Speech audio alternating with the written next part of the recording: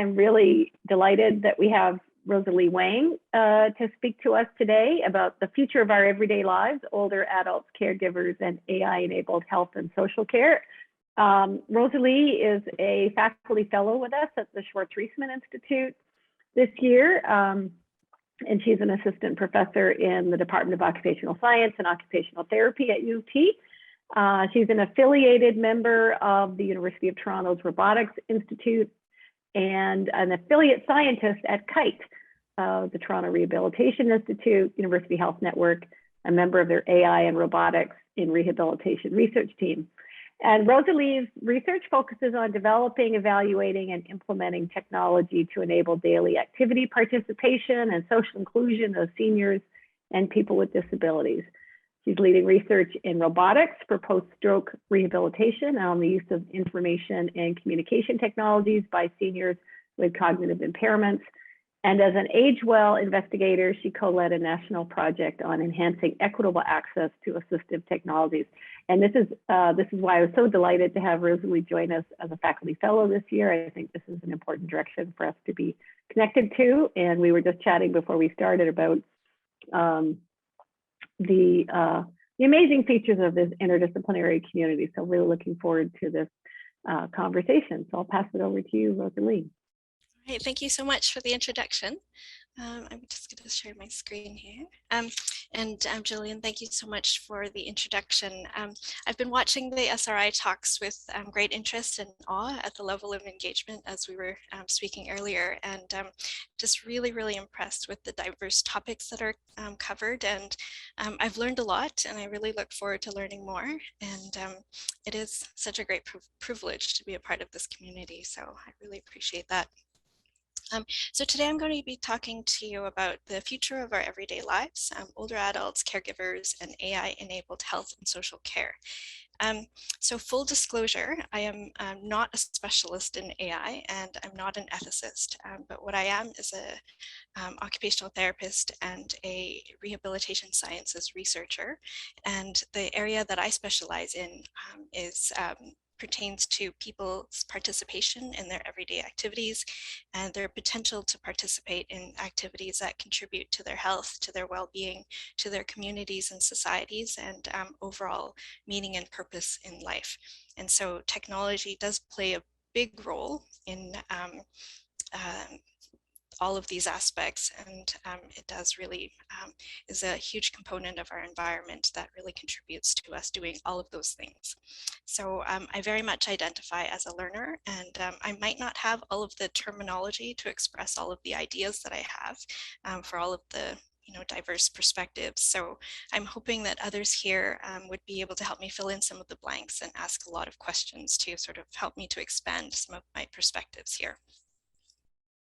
So the three general areas that I'm going to cover today, older adults and caregivers and their care ecosystems, AI-enabled health and social care technologies. So just a snapshot of three sort of areas that I've been working on in my research, and then looking at some of the ethical implications of these AI-enabled care technologies.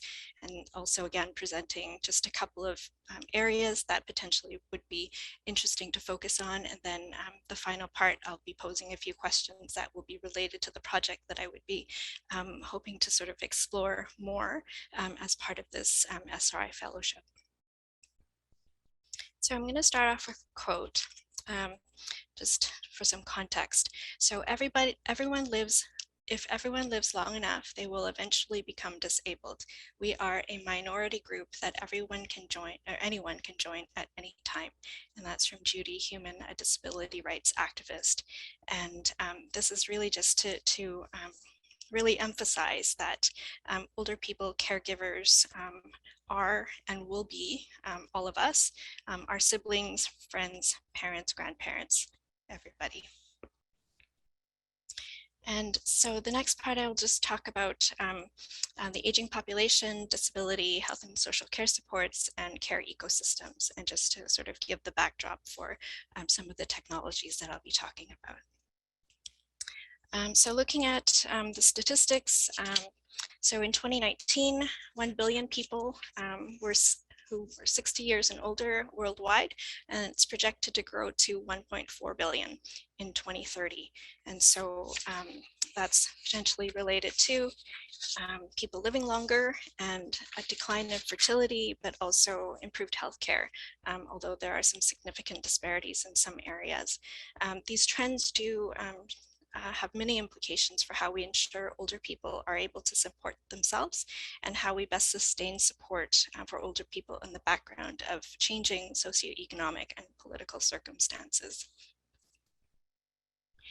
So with age, there are experiences of various and multiple physical, sensory, cognitive, and affective conditions that are associated with aging, and they can contribute to disability. Some conditions are associated with age-related changes, such as vision or hearing, but others are diseases that have increased risk with age, such as arthritis or Alzheimer's disease and other dementias. Stroke is not included here, but it is one of the leading causes of disability in adults.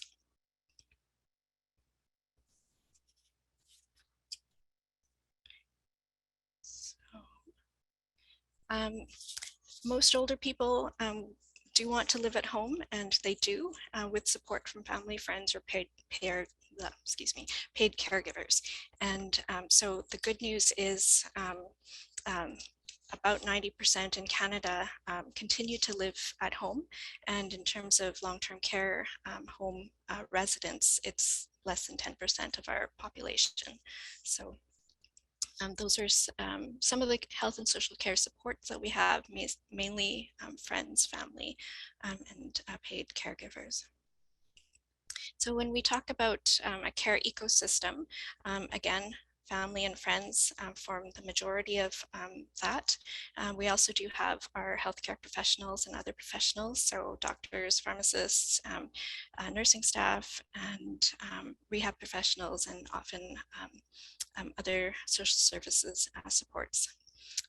There's also a component of auxiliary care, so people who might help you to do home repairs, or to drive you to different appointments, or even the volunteer person who's shoveling your snow from the sidewalk. So there's also a group of auxiliary people that are supporting people, older people, within a care ecosystem. Technologies for health and social care. What is driving the demand for and the development of products and services to augment care?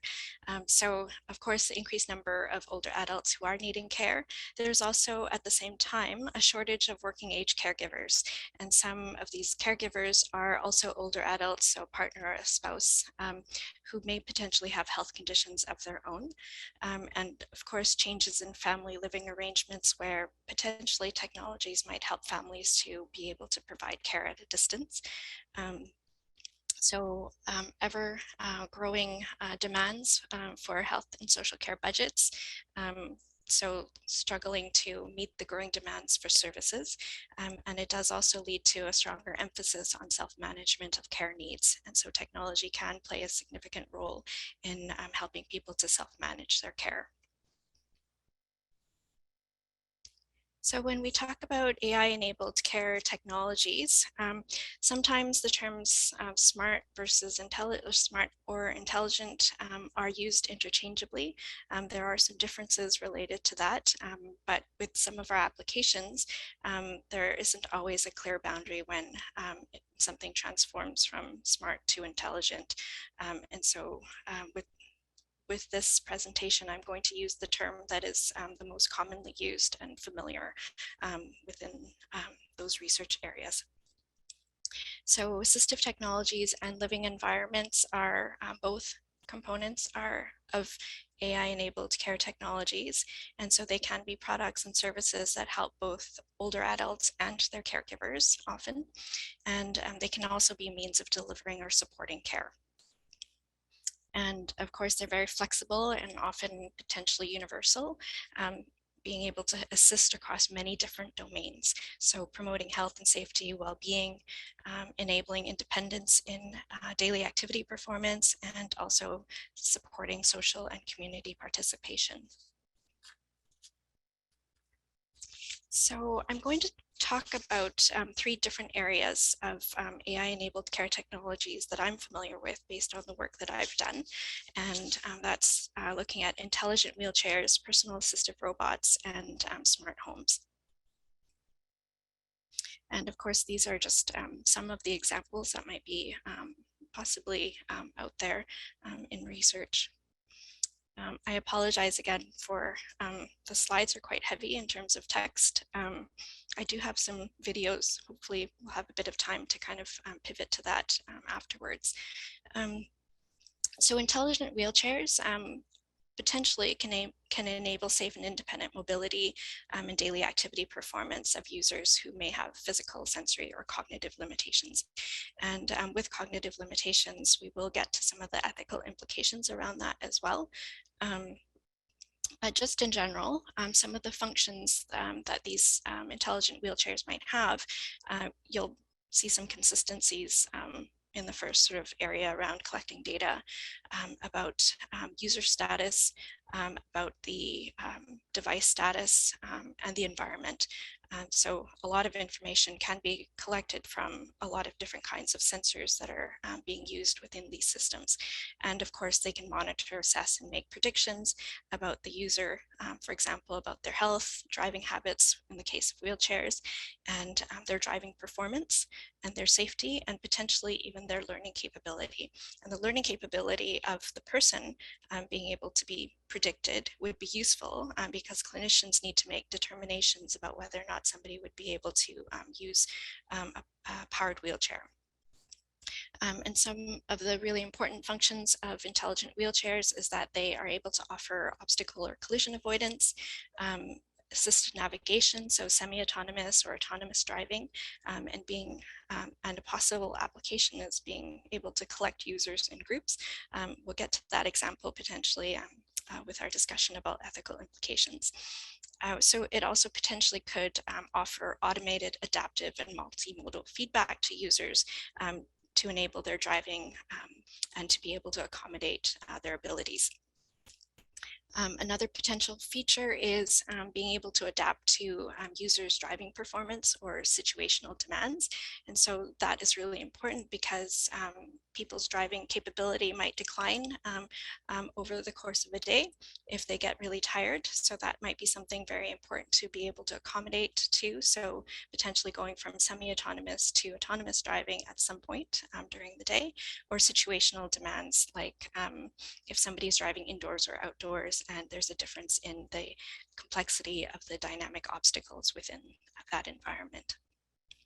And again, a potential function could be looking at anticipating needs and managing schedules and assisting people to where they would like to go. So for personal assistive robots, they can follow or move with users, potentially in a individual who has cognitive impairment or general health concerns, and be able to facilitate their performance of daily activities, manage health issues such as medication management or participating in an exercise program, or being able to connect with other people. Personal assistive robots could also potentially act as companions.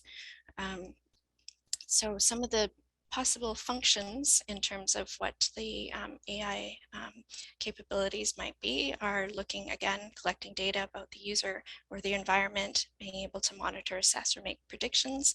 The autonomous mobility of a personal assistive robot around the home gives it the capacity as well to respond to scheduled or emergent events. So if a person has a fall at home, potentially the robot might be able to move to where they are and to assess whether a person needs emergency services.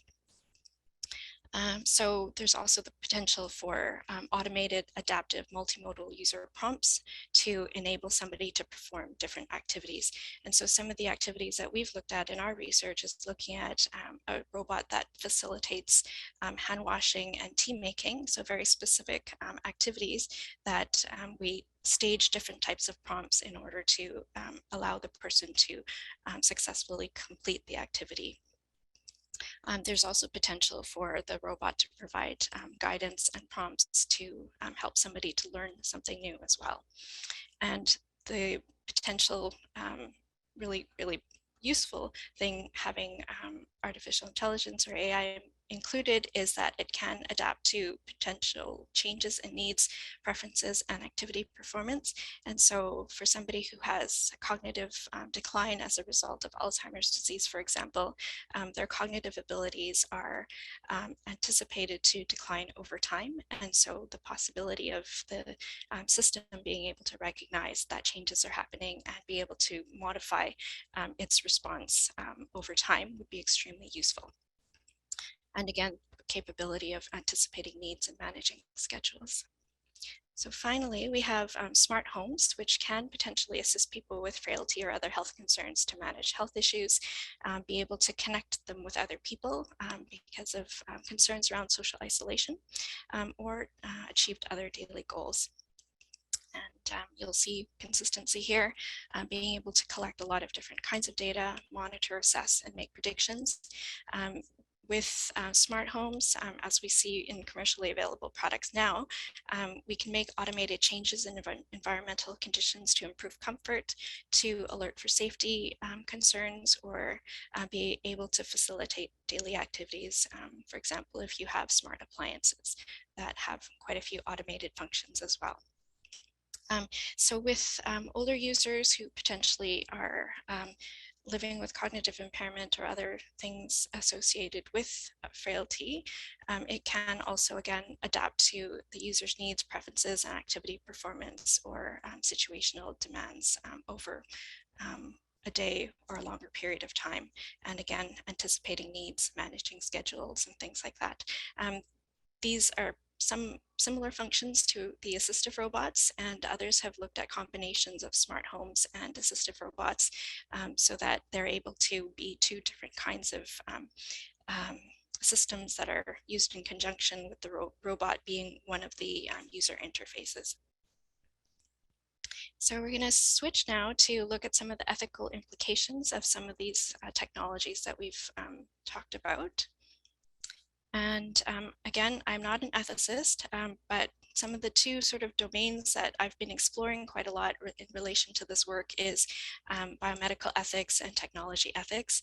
And so the dominant approach is Beecham and Childress's principalism that we all learn in our health related classes with regards to ethics. So respect for autonomy, beneficence, non-maleficence, and justice. And with technology ethics, sometimes there's a lot of different terms being used. So computer ethics, AI ethics as well, machine ethics, different terminology that's being used. And as far as my research has gone, I haven't found a clear, dominant or unified approach to technology ethics as of yet. Others may know of something much more comprehensive, but from the sort of projects that I've sort of looked at, privacy, autonomy, inclusion, social isolation, informed decision-making, stigma, discrimination, equity of access are all sort of areas that come up quite frequently in the kind of work that we're doing. So just looking at a few very specific examples, and again, not comprehensive in any way, but just kind of raising some of the sort of issues that are quite prominent in some of these applications. So an example with intelligent wheelchairs is if we're offering autonomy or supporting somebody's autonomy and potentially risking the safety of others. And so in some situations here, opportunity for some people who are not typically considered safe drivers to operate powered wheelchairs. And that in thinking about people who have cognitive impairment and what are the mechanisms and the decision making that we have to sort of work through with the user to look at driving safety. And with the addition of AI in the system, some of the questions that come to mind really are how are decisions being made by AI with navigation and obstacle avoidance, and what decisions should be made. And of course, there's a whole wealth of legal and potential liability concerns that come along with that as well. With personal assistive robots, some of the concerns that come up relate to ageism, ableism, and potentially mentalism. Mentalism is potentially a subset of ableism, that is discrimination against people who have developmental delay or cognitive concerns, or psychological concerns as well, or mental health. And of course, all of these isms can influence what and how assistive robots are designed and the choices of functions to be able to create. And sometimes it also impacts what goals are believed to be achievable by the users. And something that is talked about a lot is looking at AI bias. So we also see that there's a lack of data sets that are representing diverse age groups and abilities. And so that impacts AI development. And it could be reflect the lack of these data sets could be reflective of our attitudes and again, contribute to bias. Some of the interpersonal sort of concerns that I've potentially identified here with personal assistive robots is potentially the older adult might have less reliance on caregivers, but there's a question that often comes up is whether or not the technology is actually helping the older adult or helping the caregiver more. Sometimes that doesn't necessarily make a big difference, but we do sort of look at the motivations behind incorporating technology into the mix in terms of caregiving. Some of our caregiver participants have identified that having an assistive robot to provide prompts to enable daily activity performance can help the older adult to be able to contribute to the home more. So things like helping around the home, which potentially they would not be able to do without all of the continuous prompting. It also potentially can support somebody to maintain their autonomy and dignity. And so concerns around, family members helping with very specific activities that they may not necessarily want somebody else to help with. So for example, dressing, potentially an assistive robot would support the person's autonomy by not having a close family member help with some of these things and be able to preserve dignity. Another question that potentially can come up is in relation to neglect of older adults. People tend to prefer human help. Older adults have told us this. And so there's a possibility of, looking at who is this benefiting more. Is it caregivers who are really wanting this versus older adults who potentially would prefer to have somebody human helping them? There's also questions around supporting or potential benefits around supporting well-being. And so others have indicated that it can provide some assurance for older adults and caregivers when older adults are at home alone.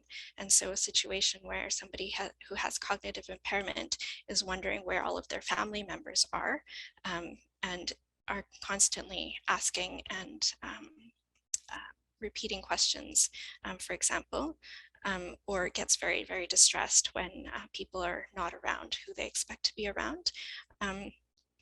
And for caregivers who are worried about their family member who is older, having potentially an assistive robot can give them a connection to them if there are any concerns around their safety or whether or not they're feeling comfortable at home, and it can potentially remove some of that anxiety.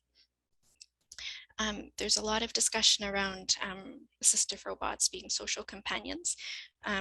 Lots of diversity around where that sort of role is positioned.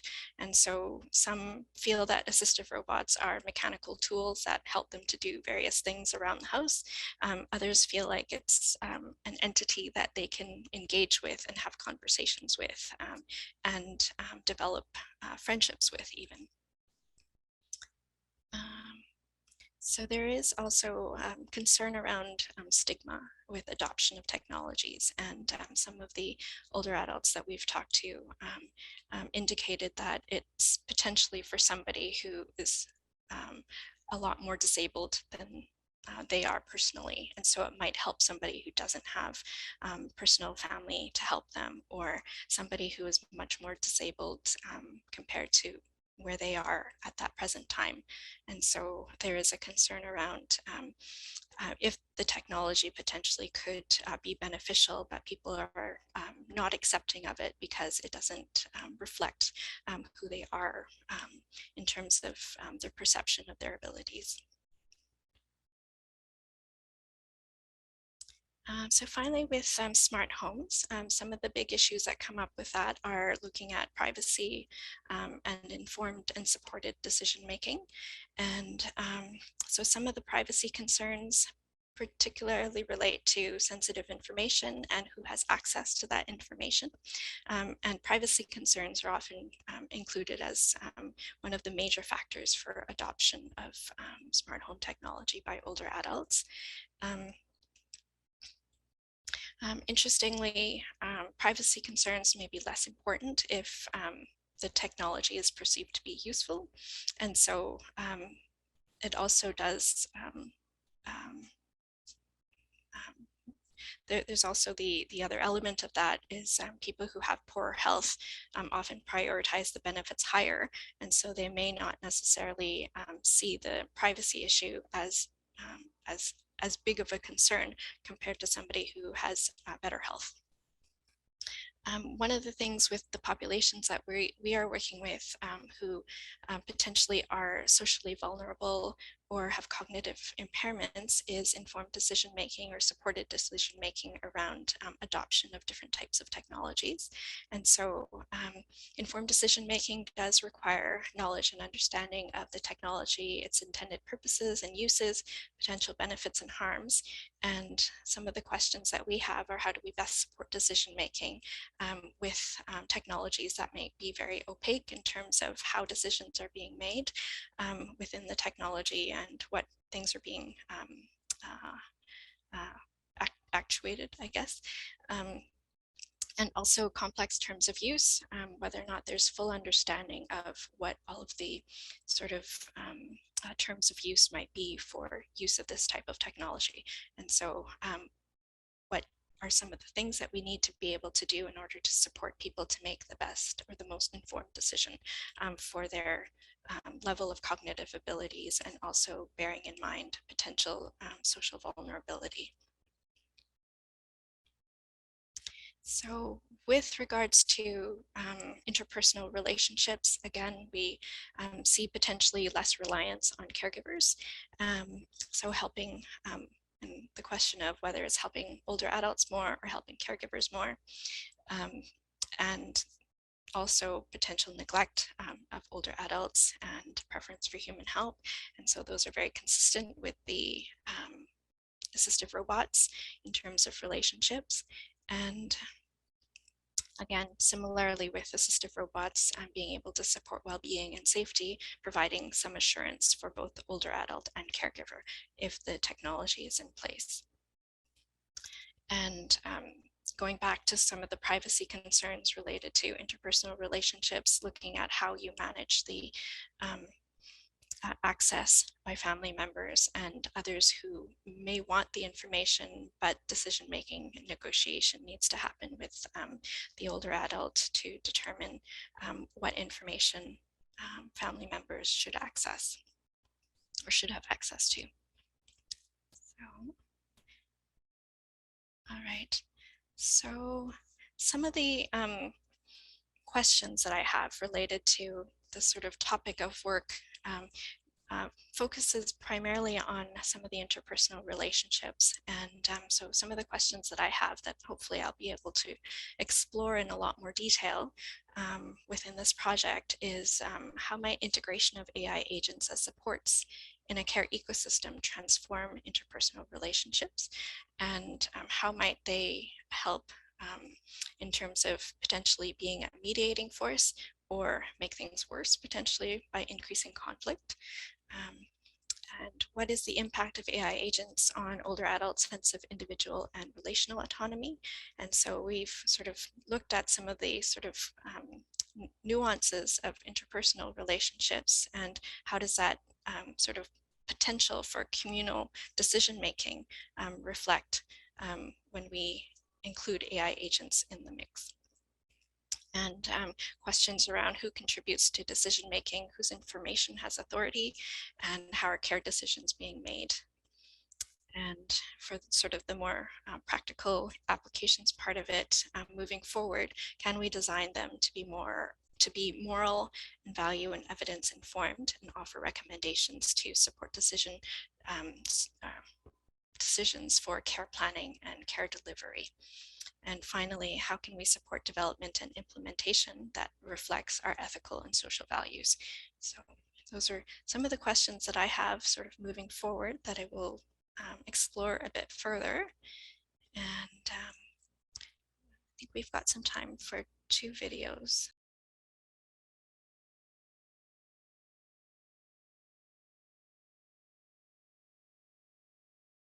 Can you turn the water on now?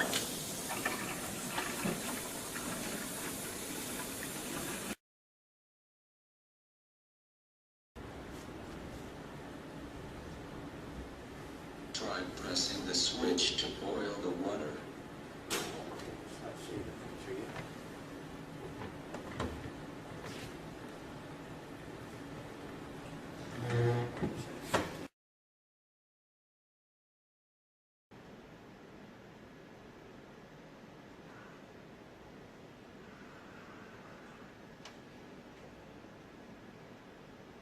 Can you put the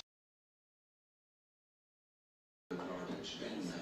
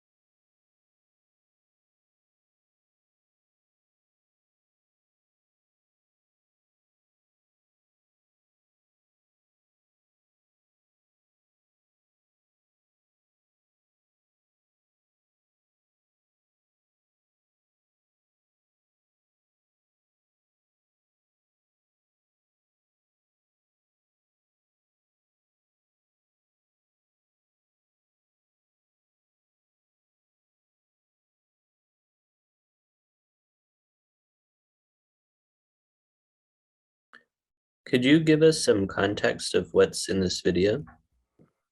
Yes. Okay. So so this was a personal assistive robot that we had created. It's actually teleoperated, so the full sort of functionality is not there. But basically what we were trying to look at is with a robot providing different types of prompts. And so you can see that the first one was a verbal prompt, giving an instruction to, in one of the steps, to make a cup of tea. And then there was a video prompt for a different kind of engagement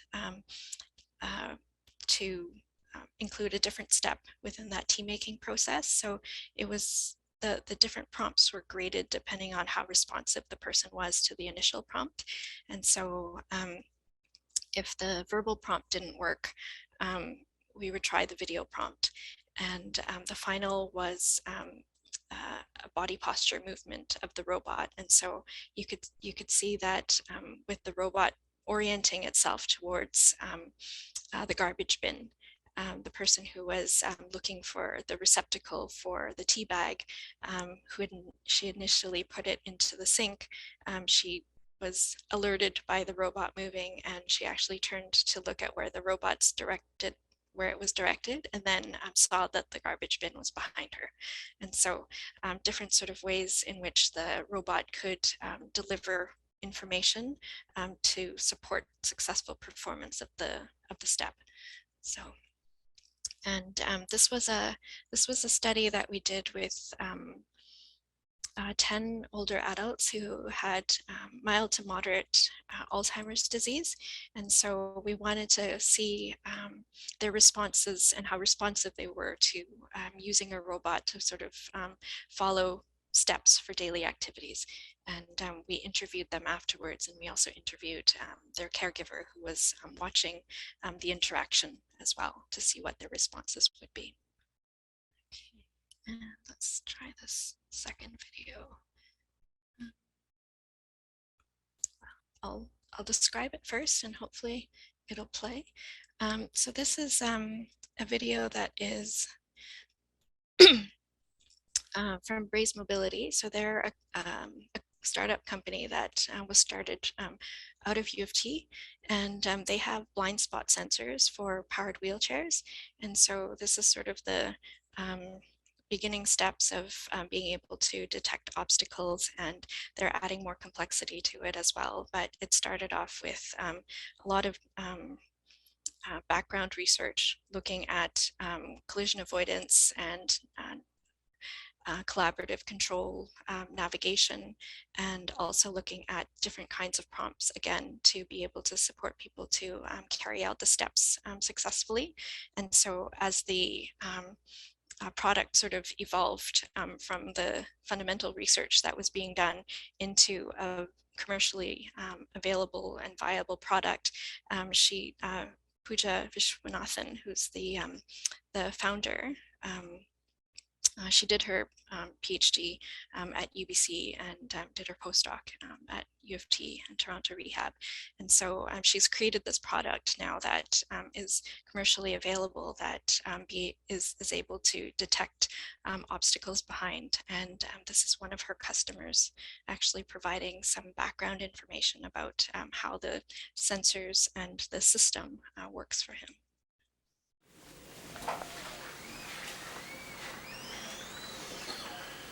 Usually when I come into my kitchen, I have extreme problems as it is. It's a tight space. It was never designed for a wheelchair, but being in a wheelchair and being that I like to cook, I have to come into my kitchen. And doing so, as you can see, it's a very tight space. And having the drive in leaves me no alternative but to drive out and back out. As I'm backing out, it is impossible for me to be able to see the doorway behind me and to see the handle that is on this fridge, which, by the way, has been torn off this fridge a number of times and glued back on. But with this device, I don't even have to look behind me or try to look. I just look at the light system, which right now is giving me 3 green lights, and as well as vibrating pads that are in my back are telling me as I back up if I am in the center of the doorway. As long as none of these lights turn red, I know that I am centered and I am not going to hit anything. As well, there's vibrating pads in my back. If I am looking straight ahead and not at the lights, if I'm carrying something or as I'm coming out, it will warn me. So if one of the pads, if the left one goes off, I know I'm about to tear the handle off my fridge. The right one goes off, I know I'm about to hit this doorway, which already has no paint left on it. And so as the lights stay green, I back out, and as you can see, I am not hitting anything. I am coming straight out through the door, and even though that is such a tight space, I've made it without touching or damaging anything. Okay, so that's the end of that video, and so open for questions. Already? Okay. Thanks so much, Rosalie. That was really, really interesting. So let's see. I think I have a couple of questions here lined up. Matt, did you want to lead us off? Sure. I have so many questions. It's great work. It's great to hear you talking about these technologies. And I really, really appreciated your sort of overview, looking across a range of different technologies associated with assistive tech. And I like the way you, sort of targeted ethical issues that were specific to each individual one, but sort of implicitly also you were really sort of saying something about how the ethical issues that kind of reach across. And I thought that was great. I did have an initial question really about what you think is the main or important difference that exists between what I might call regular assistive tech and sort of AI powered assistive tech. But I think actually towards the end of your presentation, I got a little bit of a signpost of it. And it had something to do, I think it has something to do, and I'd love to hear you talk about this, something to do with the agential quality of the interactions with the systems. In other words, the way in which there's some type of agent that is somehow human-like or interpersonal that then allows for some type of different relationship between the user and the technology. And I'd love to hear you talk more about that. Thank you. Yeah, there are some unique sort of ethical issues related to implementation of technologies that use AI, and the relationship related ones are very much the area that I'm really interested in. But I do feel like the AI elements actually pose some slightly different ethical concerns in terms of the potential power they have to, potentially support people who have greater levels of disability. And I'm focusing more so on the cognitive impairment sort of area, enabling people who have cognitive impairment to be supported by AI and what that might potentially look like. But of course, that's something that I think relates to the use of the intelligent wheelchairs, but also the area that is of the most interest to me is the agent part, as you say, having an intelligent agent as a player within this potential ecosystem where you already have somebody who might be vulnerable in the sense of having physical disabilities, but also cognitive, but also maybe at risk for social isolation. Lots of different sort of concerns around interactions with caregivers and family members, and that's assuming also worst case scenario. But for the most part, people are very supportive, but there are some circumstances where there could be some concerns in terms of vulnerability. And then once you insert an intelligent agent within that sort of existing system, the area that I'm really interested in sort of exploring is how do those dynamics really work? Does it change people's power positions, or where are people going to be looking for potential authority related to information if there's an agent that has all of the resources available to filter out, if having all of the background information potentially of past decisions or past decisions that the person made or that the collective had made, and being able to review that, and then all of the background information about here's the current best practice for this situation, and how decisions are then made because of that new injection of information, but also agent. Yeah, so, okay, that's great. That's a super interesting area. So I'm going to just restate it because I think it's so interesting. So one of the things you're really interested in is how injecting an AI agent into existing interpersonal care relationships are going to change the sort of social dynamic of those relationships in ways that could be beneficial to somebody who's in need of assistive technologies, or conversely, potentially detrimental to those people who are in need.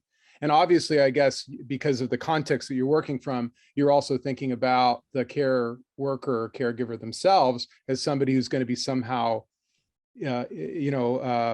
made implicit, made somehow affected by these kinds of changes as well. So that's a really interesting project. And I would say, in a way, much more interesting than the sort of predictive, just looking at predictive analytics or those kinds of things that might be associated with AI.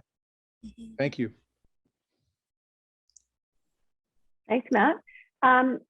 Rosalie, I also had a question from Frank Rudicic, who wasn't able to make it to the session today, but you probably know Frank. And his question was, can you say more about the trade-off between designing systems that work the same way for all users versus designing systems that adapt to their users. Not all older adults have the same motivations, interests, health challenges, or capacities, but being maximally accommodating can be difficult. So, and I thought, Yeah. any thoughts on that? Of course, I don't have the background in terms of the nitty gritty about how it would be designed, but yeah, it is challenging to be able to create something that is going to be very that will be able to accommodate and adapt for each individual person. And this is where I think the idea of generalized intelligence would potentially come in, and it would be, I think, at this stage very difficult to sort of even with known information be able to create something that's going to be as adaptive that might be possible to be able to, or that might be required to be able to support people for their very specific needs. And I guess that the trade-off is yeah, I think that at the start, when we're doing a lot of our development, we do need to sort of look at simpler cases and go from there and see. I think there's also, yeah, the increasing level of complexity that we would need to build in is going to be tricky. But yeah, I don't know if I have a great answer for that. Well, I'm wondering, it's related to a question I had, which is I'm in some ways want to ask if some of our AI researchers in the session here have some thoughts on this, because it's and I'm thinking, of the alignment problem in AI and the question of how do you determine what those values are, how the system, if we're thinking about training systems, what information is available to them, and how are they learning, the choices. So if you think about the intelligent wheelchair, for example, how do we incorporate that information into the training process? It's also making me think about Sheila's talk last week about consideration, sort of those techniques for training the systems. I think that's, it'd be really interesting to know sort of like the kinds of collaborations that might be available to think about how we do this. Sheila, I don't know if you have anything that this brings to mind for you. I guess I think about that intelligent wheelchair. It makes me think about the ice cream in the fridge problem. Yeah. It is. It's a great question, Jillian. First, actually, Rosalie, thank you very much for the talk. It was really interesting, and I agree with everything Matt said. Great topic and great framing. Yeah. So, Jillian, and Rosalie, it's an interesting question, and maybe this is a question for Rosalie as well. It's hard with most reinforcement learning systems, of course, require thousands and thousands of iterations to try to learn, or they require some sort of demonstration, or they require some conveyance of what the individual likes to, would like to have how they'd like a particular thing done. And so in this particular scenario, where you don't necessarily have a simulated environment and where you have to train in situ, with the real world, it makes it that much more difficult. And so I would wonder whether, some sort of either voice activated, interaction with the person who is using the system, or some proclamation in advance of preferences might be a way to go. I mean, it speaks to, of course, an issue I think that arose last week in my discussion, that not everything is learned from scratch from passively observing data, because it's just not practical. And if you can read it in a book, if you already know how the physics of an environment, or in this case, if somebody can say, my mother likes to have her tea with milk, or steeping hot, or no tea, with the tea bag left in. Those things could be conveyed without having to learn them passively, as we might with somebody who's learning interest in AGI. But Rosalie, I don't know that you have an opinion on I mean, in the context of what I just said, what the best modality would be for this type of a situation where you really want to tailor or align the behavior of the robot to the individual. Yeah, it isn't something that I've dived into very deeply at all. Just more so kind of looking at not necessarily the technical development, but more gauging on the user side what people are needing and what people are wanting. So it is definitely a topic that I would be interested in discussing more about, how we can actually create these. And knowing that it's not a straightforward problem to be able to implement what our values are and what our needs for the technology to be able to do. Yeah, I think it's still something that is quite open for a lot more discussion. Yeah, I don't have an answer. I mean, maybe to the, yeah, well, further discussion for another time actually would be fun. I have a few other thoughts, but to Marcia, well, I didn't see Marcia Chechik's talk, but probably the system is designed to at least account for certain generic safety mechanisms, and that would have been, those would be built in place. So there will be some, like running, not allowing any sort of, I mean, maybe there's nothing, I don't know. I guess in this particular scenario, in the tea making scenario, there's just prompting going on. But in a wheelchair, an autonomous wheelchair situation, you would imagine that the vehicle would be controlled. I know that was your demo, but certainly there are some safety constraints that could be built into the system. Great. Thanks, Sheila. Thanks, Rosalie. Shabnam.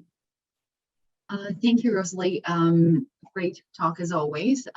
Let me see if I can. So I think my question is aligned to what Sheila and Jillian they're hinting at. And I'm sorry if I missed this instance, if you have explained, but I was wondering if you have any instances where, and I'm very much biased because I'm seeing this in my own research with automated vehicles. Do you have any instances or thoughts on how to go about when the values, quote unquote, of the care partners, the caregivers, and the individuals themselves are different? And I'm seeing this in the data that I've for automated vehicles. And do you have any thoughts on how to go about that value alignment when such such thing such conflict exists? And do you see that that alignment changing over the progression of dementia, for instance?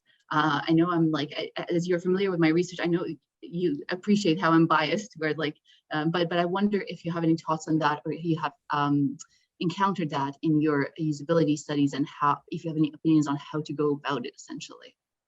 Mm-hmm. Yeah, I mean, it's definitely a complicated concern. Just thinking about some of the other work that I'm looking at right now is older adults using or adopting information and communication technologies like tablets and smartphones and things like that. And there's potentially a level of sort of family coercion involved in that, and you sort of wonder how families sort of negotiate different aspects of their decision making with use of technology, and there's family pressure in multiple different ways as well. And so the direction that I'm potentially going is looking at family systems theory and how that might be applicable to how we sort of look at, how different groups make decisions about different things. And that potentially might be a direction to sort of look at, because there's we're talking about individual autonomy, but also relational autonomy. And there's that interaction between what decisions I make for myself will definitely impact what other people's decisions are going to be, and looking at the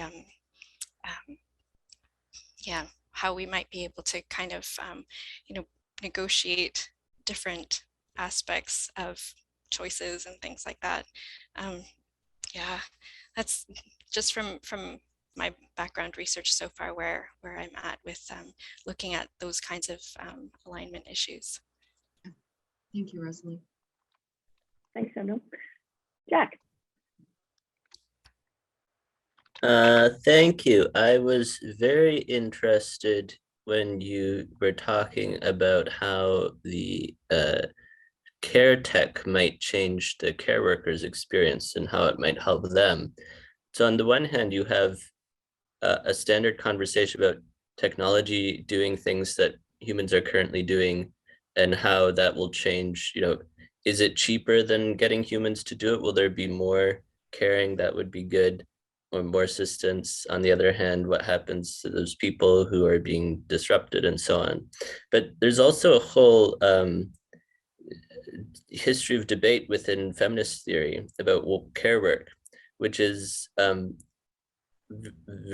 dominated by women and is denigrated and underpaid for reasons that are, in my view, related to the fact that it's associated with women.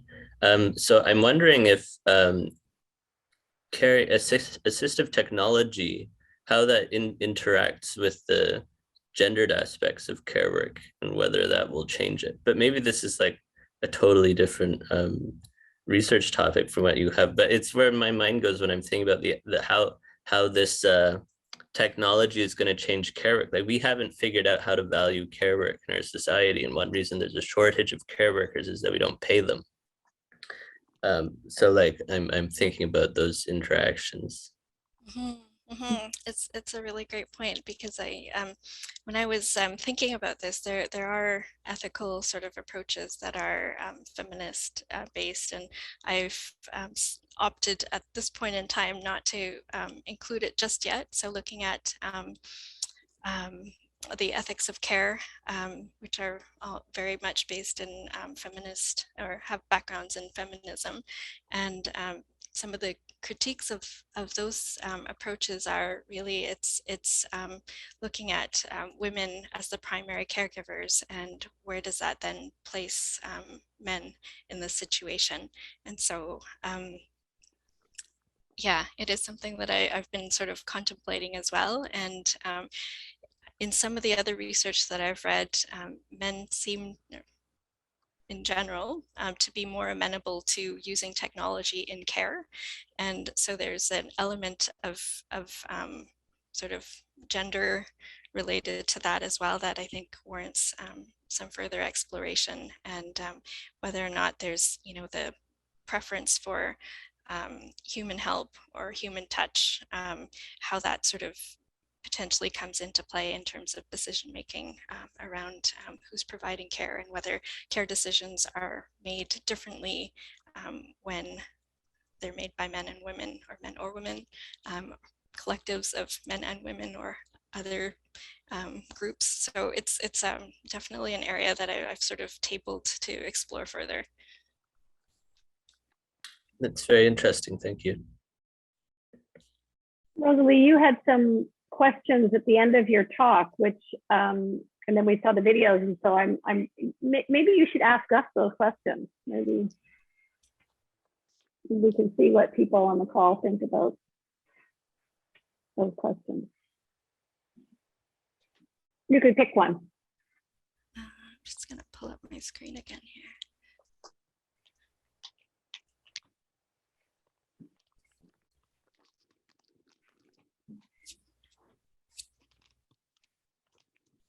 Okay.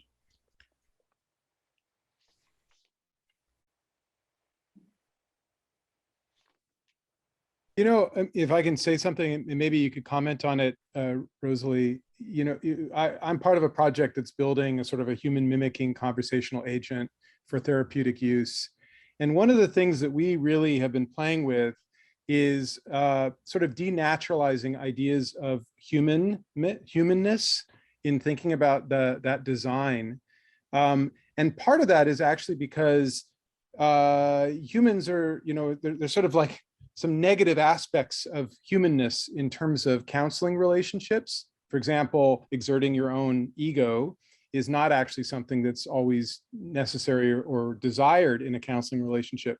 So I'm just wondering, maybe you could say a few words about how AI agents, sort of non-human AI agents, might serve as a way to integrate them within care relationships, particularly in regards to this, which I'd never heard of, but I'm fascinated to read about, this family systems thinking they were talking about. I mean, maybe you want to integrate these things not as like yet another family member, right? But also not as a doctor or not as a nurse or not exactly as a care worker. Maybe there are these sort of non-human identities and non-human personas that could be leveraged.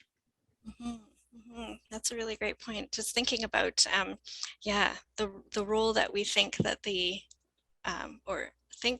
or expect or would like the AI agent to play within these care relationships. And again, our work with assistive robots sort of saw the continuum of, this is like an appliance in your house that's helping to do a very specific function, all the way to some people very much personified the robot, and joked with the robot like they were friends, and interacting in a very sort of interacting with the robot very much in a human kind of way. And so we see this sort of continuum, and that might be something that in terms of people's choice of what they would like their agent to kind of be, that could be something that could be choose from a set of possible options that might be. But I think it's an interesting sort of perspective to kind of take it from, this AI agent is not necessarily going to be playing a role as, potentially an equal individual within all of these, within that system. And so, yeah, it would be interesting to kind of look at where we think the AI agent should be positioned in terms of, role, authority, perspective. Yeah, and I think that goes even further when we think about how the category of human, and sort of a naturalized category of human, has been used as a way of sort of calling many people non-human. So, when we take a sort of a naturalized idea of the human and automatically sort of import it into our AI systems, what form of normative commitments and biases are we engendering in those systems? Yeah, Sheila. Thanks. I'm interested in the conversation. Perhaps this is Rosalie, this is a question for you, but perhaps it's also a question for Matt as well. I'm interested in your opinion. When we talk about user interfaces for robots, one of the concerns about making a robot interface too human-like is that the user or the recipient, the patient, will anthropomorphize the robot and ascribe all sorts of expectations and capabilities on that robot that ultimately it will be unable to fulfill, because we're so far away from creating a robot that's sentient and able to anticipate and deal with all sorts of concerns, and that in itself can create both mistrust or dangerous circumstances. And so there's this balance between short-term comfort and sort of this long-term notion of just ultimate violation of expectations. I was wondering whether you can comment on, or curious what you might think of that. Yeah. Yeah, that's an excellent point. It really does bring to mind the example of when they created Pero, the harp seal robot.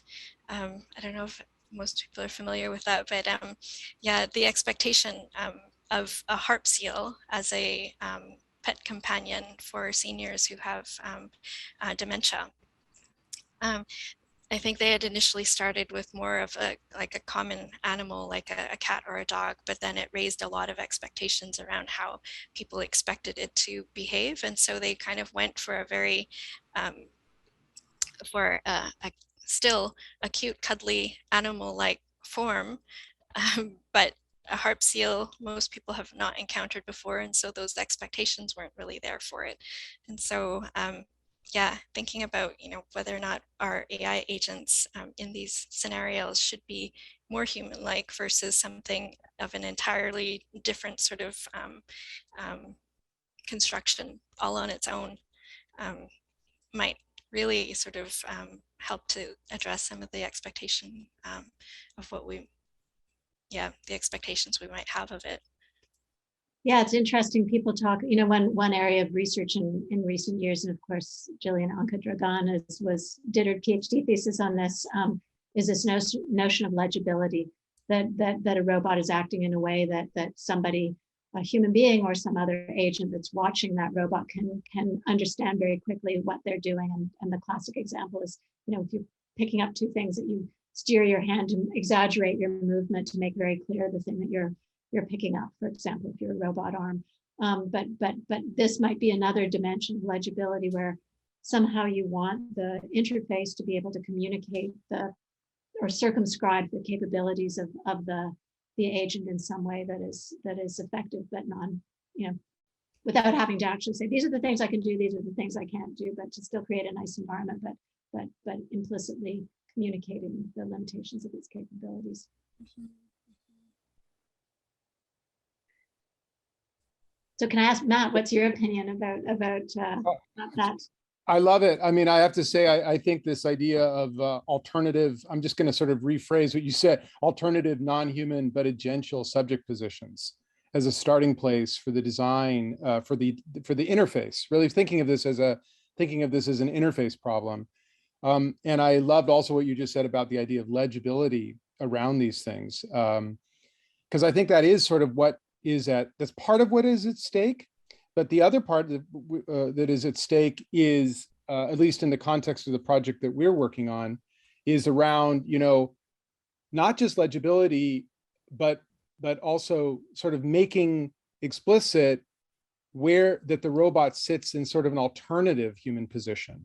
I mean, maybe that is a form of legibility, but it's sort of like one of the benefits of using a robot counselor, chatbot or whatever it is, right, is that it does not come from a human position, that it does not have the same forms of judgment or perspective that a human would. In fact, MI, motivational interviewing, the sort of counseling technique, like people spend years learning how to do that because it is so hard for humans to not take positions and not be judgmental and not try to tell people what to do. So it's such an interesting thing that then we screw that up in some ways by taking an AI system trained on something like the corpus of the internet, which includes all of those aspects. And then we have to sort of mediate against it in order to make it so the system will operate within the constraints, not just of a human, but of sort of like a non-human, which is how people are being trained as counselors to sort of be, in a way, non-human. So it's really interesting to think about all of that, because I also think, and Rosalie, I'm sorry, I'm taking too much time, but I think it's so interesting how often people assume from the beginning that the best choice is to make it as human as possible. And I think that's the biggest, critical issue, but also creative opportunity. And I think your example of the HARP seal, the PARO project, is a perfect example where people take an alternative approach and they have real value. It's really interesting. So, and thank go you, ahead, Matt. Sheila. That's great. I didn't. Shabnan has a great comment in the chat. Shabnan, I don't know if you want to make this verbally, or I can read it out here. Yeah, absolutely. Sorry, I just changed my position.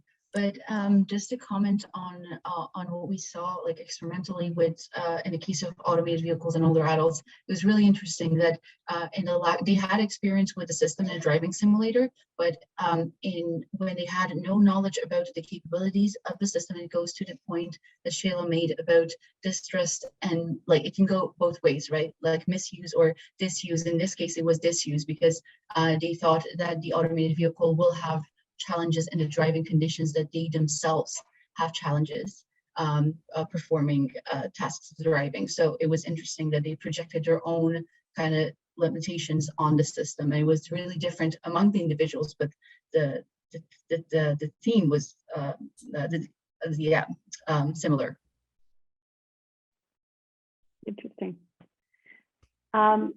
Thanks, Matt. See you.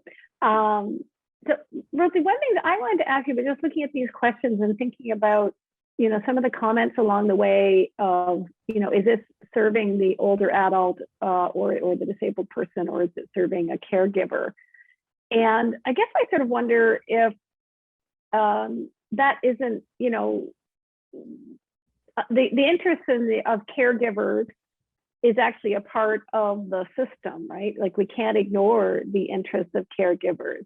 And I was kind of wondering, because some of these questions are sort of posed in an ideal form, right? And I think we sometimes have a tendency to do this when we're thinking about these challenges in the AI context, is we can get into kind of ideal notions of non-biased decision-making, or ideal notions of agency, ideal notions of autonomy, as opposed to, and as an economist, I make this point, it's comparative, right? It's compare this system to the alternative. It's compared to what we have, where we don't actually want to set the standard to be, let's design our systems for the ideal, but rather let's design them for better than I mean, we should go to ideals if we can, but I think that is an incredibly challenging, and it may not be the right perspective here.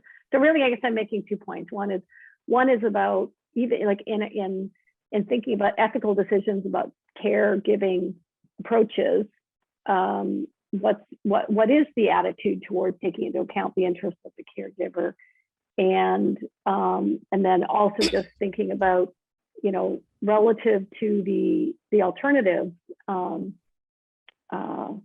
maybe that's how we should be thinking about our questions here. Mm-hmm. Yeah, those are great points. Just thinking about, I think for a lot of sort of decision making around caregiving, or caregivers, I guess it's really a question of whose needs matter the most, and oftentimes the caregiver's needs are sort of take second place, which shouldn't necessarily be the case. It really is looking at a family unit or a care ecosystem in terms of seeing that somebody's need or desire or need for support for something doesn't step on the rights or the potential benefits for the other person, and sort of being able to kind of navigate and manage all of those needs to come to a sort of decision that helps everybody and minimizes the harm potentially for everybody. And so it's yeah, some of those decisions are not always easy to make, and there's a lot of different forces at play. And so when we think about heightened vulnerability of some members of that care ecosystem because of various factors, and looking at whose voices are heard and whose needs are being heard, and are there sort of areas where people need to have sort of more decision-making power when they don't necessarily have, or looking at some of the power imbalances and things like that. Yeah, I'm just thinking this might be a very interesting context, just thinking about some of our CS grad students on the postdocs on the call as well. A really interesting context for thinking about both, a critically important area in which we're building AI, and care robots are, it's just a big topic around the world, thinking about this. And yet here we have a case of, a real sort of theoretical challenge about when you're trying to align a system to values and preferences, whose are we picking?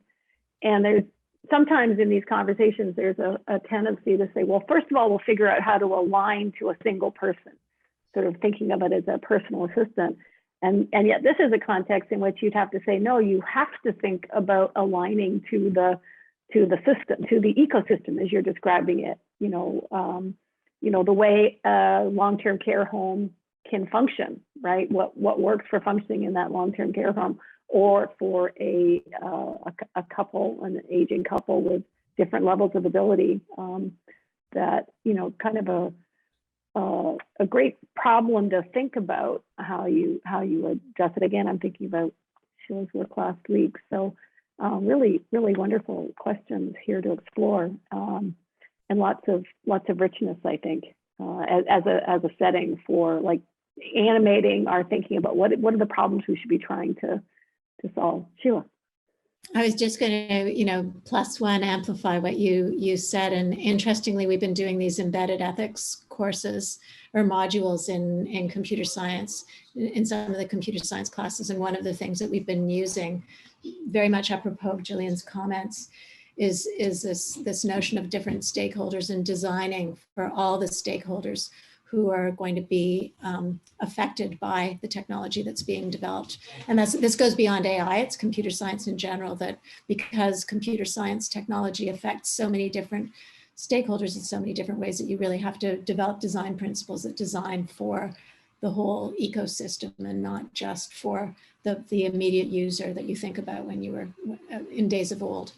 Yeah, and that very much resonates with me too. I agree, it's such a good, interesting and meaty problem and hard one. Yes, if you have any sort of tools or methodologies that you can pass on, I would love to be able to see.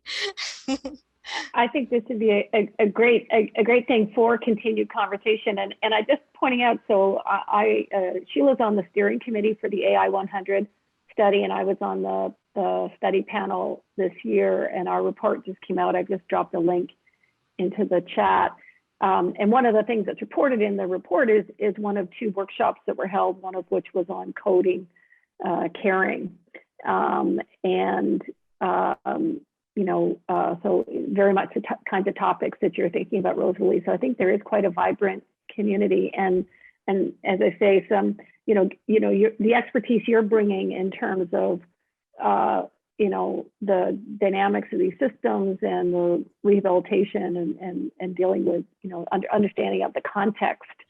I think there is a sizable community in the AI world that is thinking and trying to connect that up to, okay, so what are the theoretical problems we should be trying to solve? What are the models we should be experimenting with? And anyway, so I think some great things to explore.